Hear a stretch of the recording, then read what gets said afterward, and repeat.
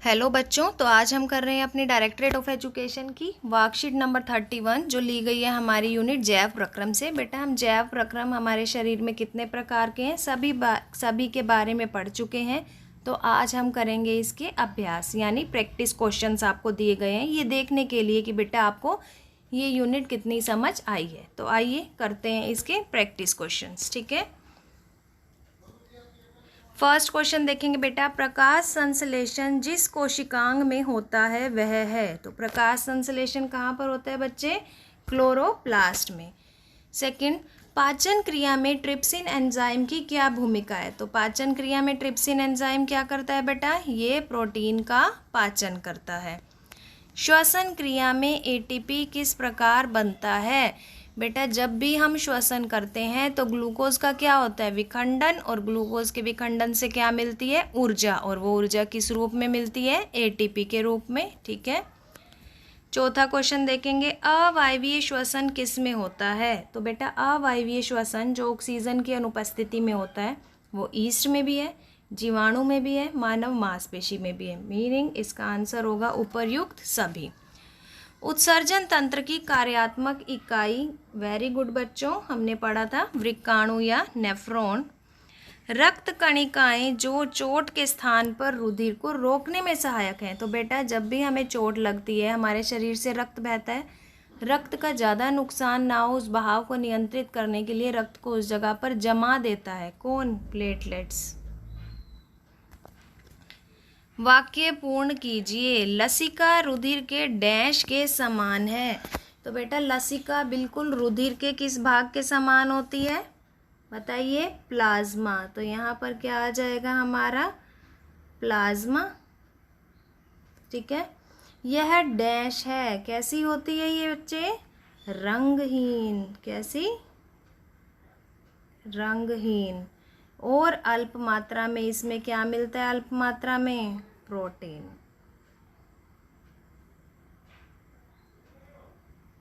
ठीक है बेटा, यदि किसी पौधे से जाइलम निकाल दिया जाए तो उस पौधे का क्या होगा? बच्चों जाइलम क्या काम करता है? मृदा से जल और खनिज को पौधे के ऊपरी भागों तक पहुंचाता है। अगर आप जाइलम ही निकाल देंगे तो जल और खनिज का जो वहन है वो रुक जाएगा, और जल और खनिज पौधे को नहीं मिलेंगे तो उसकी जो पत्तियां हैं वो गिरने लग जाएंगी, पौधे की वृद्धि और विकास रुक जाएगा। ठीक है बेटा, वह रुधिर वाहिका जो ऑक्सीजनित यानी शुद्ध रक्त को फेफड़ों से हृदय तक ले जाती है वो क्या है? हमारी फुफ्फुस शिरा। अभिकथन, रंध्र पत्ती की सतह पर पाए जाने वाले छोटे छिद्र होते हैं। सही बात है। गैसीय विनिमय इन्हीं के कारण होता है, ये भी सही है। तो हमारा आंसर क्या आने वाला है? ए, कि हमारा अभिकथन और कारण दोनों सही हैं और अभिकथन इसकी सही व्याख्या करता है। ठीक है बेटा, अब है आपके लघु उत्तरीय प्रश्न।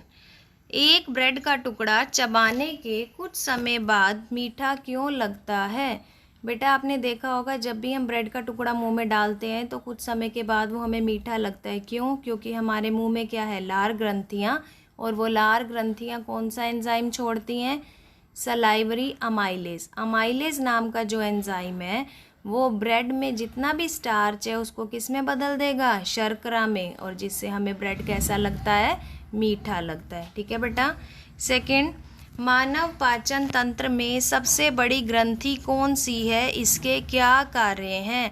तो बेटा हमारे पाचन तंत्र की सबसे बड़ी ग्रंथि है यकृत। यकृत के क्या क्या कार्य हैं? नंबर 1, वसा का इमल्सीकरण करता है। इमल्सीकरण मतलब वसा की बड़ी बड़ी गोलिकाओं को ये छोटी छोटी गोलिकाओं में तोड़ने का काम करता है। दूसरा बेटा अपने जब हमने पाचन तंत्र पढ़ा था तो यकृत में एक चीज़ दिखाई थी मैंने आपको, पित्ताशय, जो पित्तरस का स्त्रावण करता है।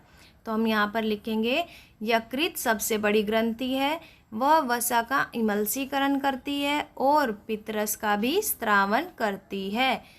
तीसरा, ये ग्लूकोज को भी ग्लाइकोजन में बदलती है। ठीक है, अभी मैं इन सब के आंसर आपके साथ शेयर करूंगी, आप सब अच्छे से नोट कर सकते हैं। थर्ड देखिए, प्रकाश संश्लेषण क्रियाओं में होने वाली तीनों घटनाओं की सूची। तो बेटा ये हमने प्रकाश संश्लेषण में पढ़ा था। सबसे पहले क्या होता है, क्लोरोफिल होता है पत्तियों में। क्लोरोफिल क्या करता है, सूर्य के प्रकाश का अवशोषण। दूसरा स्टेप क्या था हमारा, जो प्रकाश एनर्जी है वो किस में कन्वर्ट हो जाएगी, रासायनिक एनर्जी में। और तीसरा क्या था, ग्लूकोज जो है, कार्बन डाइऑक्साइड जो है वो किस में बदल जाएगी, कार्बोहाइड्रेट में। तो बेटा ये तीनों चरण हमने लिखने हैं। चौथा क्वेश्चन देखेंगे अब हम, दीर्घ रोम के कार्य। तो बच्चों दीर्घ रोम कहाँ पर होता है, छोटी आंत में। छोटी आंत जो है वो काफ़ी कुंडलित होती है, तो भोजन का अवशोषण मुश्किल हो जाता है, तो उसमें उंगलियों जैसी रचनाएं होती हैं, उनको दीर्घ रोम कहा जाता है। और बेटा ये दीर्घ रोम जो होते हैं भोजन के पाचन में अवशोषण के क्षेत्रफल को बढ़ाते हैं, ताकि भोजन का अवशोषण अच्छे से हो सके। मरुदिद पौधे में रंध्र दिन में बंद रहते हैं। ये पौधे कब और किस प्रकार से कार्बन डाइऑक्साइड ग्रहण करते हैं। मरुदिद मतलब डेजर्ट प्लांट्स, बच्चे जो कम पानी वाले एरिया में उगते हैं उन्हें बोलते हैं मरुदिद पौधे। बेटा इनके रंध्र दिन में बंद रहते हैं। क्यों बंद रहते हैं, ताकि इनसे वाष्प उत्सर्जन ना हो सके। एक तो पहले ही ये डेजर्ट एरिया में उगे हुए हैं, तो वहाँ पर पहले ही जल की कमी होती है, और अगर इनके रंध्र खुले होंगे तो वाष्प उत्सर्जन से पानी का काफ़ी नुकसान होगा। तो बच्चों पौधों के रंध्र जो हैं वो दिन में बंद रहते हैं। रात के टाइम पे इनके अंदर क्या बनना शुरू हो जाता है, मैलिक एसिड। और वही मैलिक एसिड जब टूटता है तो क्या निकलती है, कार्बन डाइऑक्साइड। तो ये पौधे कार्बन डाइऑक्साइड कब ग्रहण करते हैं, ये पौधे प्रकाश संश्लेषण के दौरान मैलिक एसिड का विखंडन करके क्या ग्रहण करते हैं, कार्बन डाइऑक्साइड। दिए गए निर्देशों के अनुसार इस फ्लो चार्ट को पूरा कीजिए। तो बच्चे यहाँ पर आपको दिया है आमाशय भित्ति में। आमाशय यानी हमारे पेट में 3 चीज़ें हैं। किनका स्राव होता है, तो पहला हमारा क्या आएगा, HCl, हाइड्रोक्लोरिक अम्ल, जो क्या करता है, पेप्सिन का स्रावन करता है और जीवाणुओं को मारता है। दूसरा है बेटा पेप्सिन, प्रोटीन का पाचन करेगा। तीसरा है बेटा म्यूकस या श्लेष्मा बोल देते हैं हम, ये क्या करता है, हमारे आमाशय की भित्ति को अम्ल के प्रभाव से बचाता है। मानव में दोहरा परिसंचरण से आप क्या समझते हैं। तो बच्चों दोहरा परिसंचरण मतलब हमारे हृदय में रक्त 2 बार परिसंचरण करता है। पहला परिसंचरण करेगा वो कब, जब हमारा रक्त जो है हृदय से फेफड़ों में और फेफड़ों से फिर हृदय में आएगा।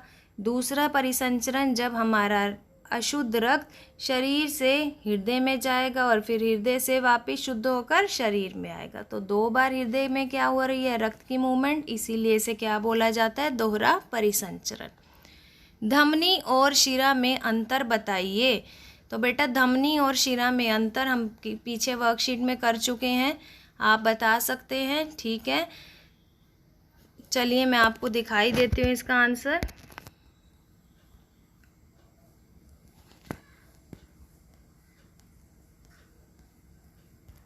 देखेंगे बेटा यहाँ पर हम फर्स्ट क्वेश्चन मैंने आपको बता दिया है। सेकंड देखेंगे पाचन क्रिया में ट्रिप्सिन की भूमिका। तो ट्रिप्सिन जो है वो प्रोटीन को अमीनो अम्ल में तोड़ता है, ठीक है बेटा। श्वसन क्रिया में एटीपी किस प्रकार बनता है। तो थर्ड क्वेश्चन देखेंगे हम यहाँ पर। एटीपी सजीव कोशिका में ऊर्जा का वाहक और संग्राहक है, ये मुक्त ऊर्जा का उपयोग एटीपी में करता है, ठीक है। फोर्थ मैंने आपको बता ही दिया है, फिफ्थ भी बता दिया है, सिक्स्थ भी, सेवन्थ भी, एट्थ देख लीजिए। जाइलम निकाल दिया जाए तो क्या होगा, ये भी मैं आपको बता चुकी हूँ। लिखने का आप देख लीजिए कैसे लिखेंगे कि जाइलम जल और खनिज का परिवहन पौधे के विभिन्न भागों में पहुंचाता है। ये कच्चा पदार्थ है, अगर इसे हटा दिया जाए तो पौधे की सभी क्रियाएं प्रभावित होंगी, पौधा सूख जाएगा।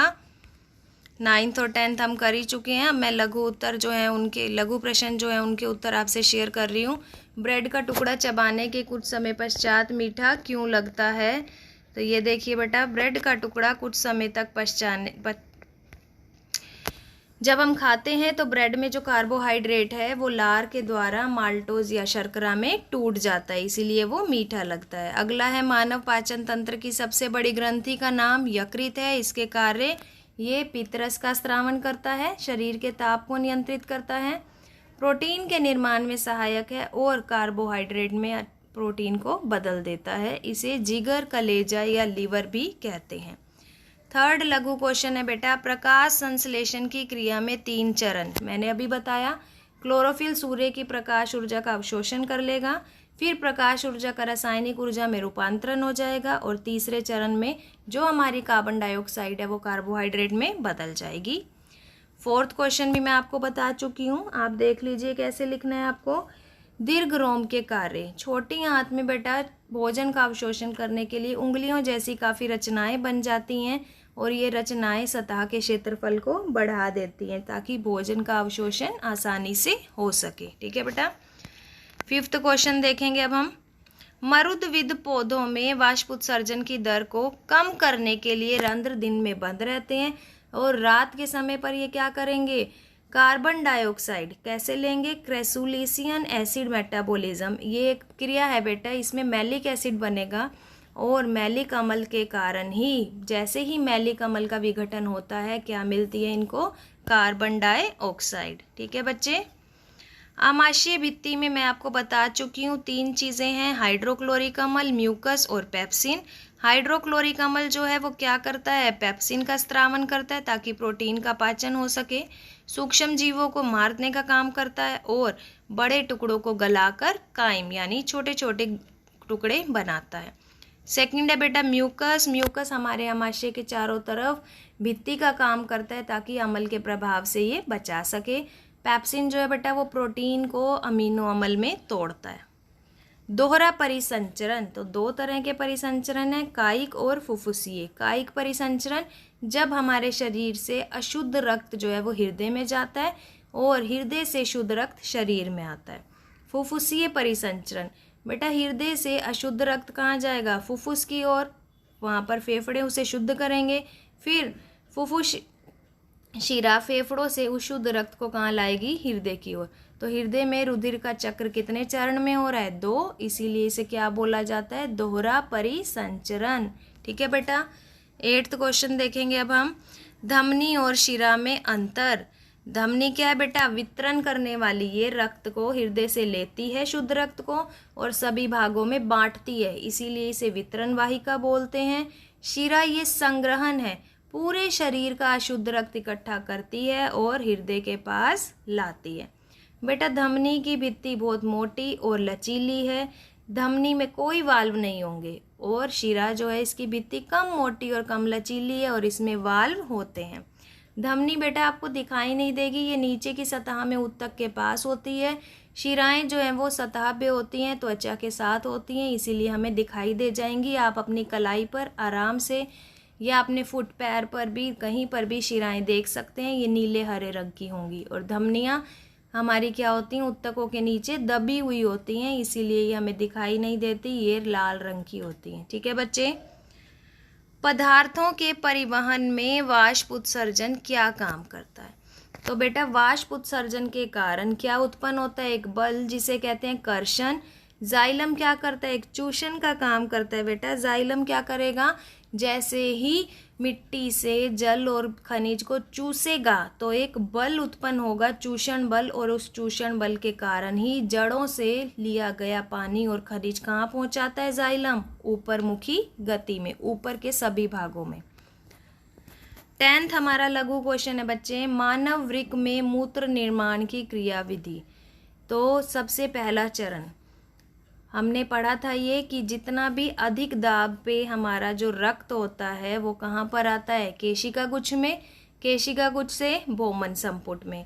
बोमन संपुट के अंदर बेटा ग्लूकोज, अमीनो अम्ल, लवण, इनका क्या हो जाता है, चयनित पुनर्अवशोषण। चयनित मतलब जो लाभदायक चीज़ें हैं ना बेटा वो सारी की सारी अवशोषित हो जाएंगी और फिर यहाँ पर कुछ आयंस बनते हैं हमारे, पोटेशियम, सोडियम, अमोनियम, ये रक्त में से कहाँ आएंगे, मूत्र में। फिर संग्राहक वाहिनी जो है ये मूत्र को इकट्ठा करेगी और संग्राहक वाहिनी एक बार फिर से इसमें से जल का पुनर्अवशोषण करती है। तो जब सारा जल निकल जाता है तो बच्चों मूत्र का रंग पीला हो जाता है, क्योंकि उसमें अब क्या बच गया है, यूरिया और यूरिक अम्ल। और जब मूत्र बन जाता है तो तो ये कहाँ आएगा, वृक्क में से होता हुआ मूत्रवाहिनी में, मूत्रवाहिनी से मूत्राशय, मूत्राशय से एकदम बाहर नहीं आता बच्चे, ये तब तक भंडारित रहता है जब तक कि मूत्राशय का दाब ना बढ़ जाए। जैसे ही मूत्राशय का दाब बढ़ेगा ये मूत्र मार्ग द्वारा शरीर से बाहर आ जाएगा। और चित्र बेटा आप बनाएंगे अपनी वर्कशीट नंबर 30, पिछली वर्कशीट में से हमने बनाया था ना वृक्काणु का चित्र, मैंने आपको एक लिंक भी शेयर किया था किस तरह से हम वृक्काणु का चित्र आसान तरीके से बना सकते हैं। ठीक है बच्चों, चलें वर्कशीट पर वापस। अब हम करने वाले हैं अपने लॉन्ग क्वेश्चंस। ठीक है, मानव हृदय के व्यवस्थात्मक काट दृश्य का चित्र बनाकर उसके निम्न भागों को नामांकित कीजिए। तो बच्चे आपने यहाँ पर हृदय का चित्र बनाना है, चाहे आप एनसीईआरटी की बुक से बनाइए, चाहे आप अपनी वर्कशीट से बनाइए, और उसमें ये चीज़ें आपको लेबल करनी है। बी पार्ट देखिए, मछलियों में रुधिर परिसंचरण मानव में रुधिर परिसंचरण से भिन्न होता है। क्यों बेटा, मछलियाँ जो होती हैं उनके हृदय में कितने कक्ष होते हैं, 2, और मानव के हृदय में कितने कक्ष हैं, 4। तो आइए देखते हैं कि मछली और मानव में किस तरह से भिन्न होता है। मानव परिसंचरण बेटा, हमारा हृदय क्या है, 4 कोष्ठ हैं हमारे हृदय में, और मछली में 2 ही कोष्ठ होते हैं। हमारे अंदर दोहरा परिसंचरण है और मछली में एक ही बार दोहरा करता है उसके शरीर में रक्त। फुफ्फुस से ऑक्सीकृत रुधिर हृदय की ओर और हृदय उसे शरीर की ओर 2 बार जा रहा है ना। फुफ्फुस से कहाँ आता है, हृदय में, हृदय से कहाँ आता है, शरीर में। लेकिन मछली में सीधा फुफ्फुस से ही कहाँ चला जाता है, शरीर में। तो उसमें एक ही बार रक्त का परिसंचरण हो रहा है। क्यों, क्योंकि उसमें 2 ही कोष्ठ हैं। सेकंड क्वेश्चन है बेटा, मानव उत्सर्जन तंत्र का चित्र बनाइए और उसके भागों का कार्य। तो चित्र आपने वर्कशीट से बनाना है, पिछली वर्कशीट में था। कार्य मैं बता देती हूँ। पहला है वृक्क। वृक्क क्या काम करते हैं, हमारे रक्त को छानने का काम करते हैं।